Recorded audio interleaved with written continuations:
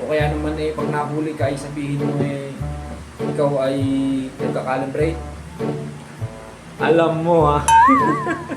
Are, ang rule number 2 natin, pagka walang customer, legal ang latte art. Ay siya, palakpakan.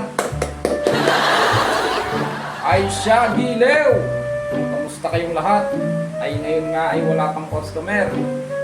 Ay kaysa naman antukin ako din ay siya ay maglalate art na lang ako. Ay siya.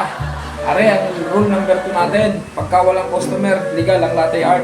Ay siya, palakpakan. Ay ngayon nga ay walang customer pa, nagkakabukas ko pa lang naman. Ay aray, magpa-vlog na ako. Ay papakita ko din ang sadya yung logo din para naman pagka pinost ko sa social media na-promote pa natin yung coffee shop logos natin. At least makabawi man lang tayo doon. Pagkagaling ko pa naman mag-latte art hindi mabibilib din naman yung boss na yun. Pagka nabilib yung boss ko siguro naman hindi ako mapapagalitan no? Yan master, ganun ang gawin natin. Post nyo na lang para sabihin mo minamarket mo yung shop, o kaya naman pag nahuli ka sabihin mo ikaw ay nagka-calibrate. Alam mo ha. Ay siya. Yan ang mga sikreto, mga technique ng mga ninja. Ay ginang. Ay sabi na rin, libre ang latte art. Ay sadya naman talaga napakaganda sa pakiramdam kapag nagla-latte art na master. Ere ang pinakamagandang ginagawa ng barista. Hindi naman sa pagmamayabang pero kaming mga latte artists. Latte artists ay syempre. Ere ay pag-promote sa aming coffee shop.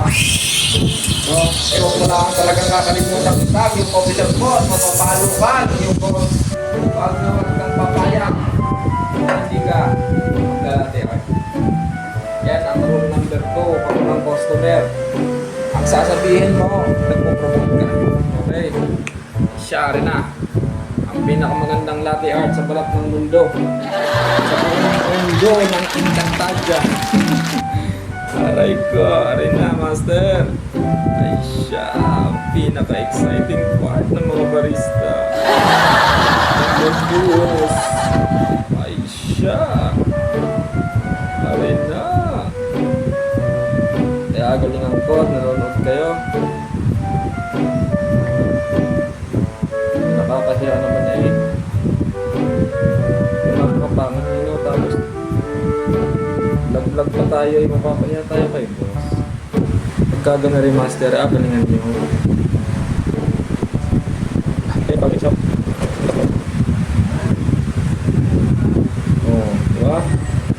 Pagka ito'y nakita ng boss mo sa social media, ay napakaganda naman Aray gold.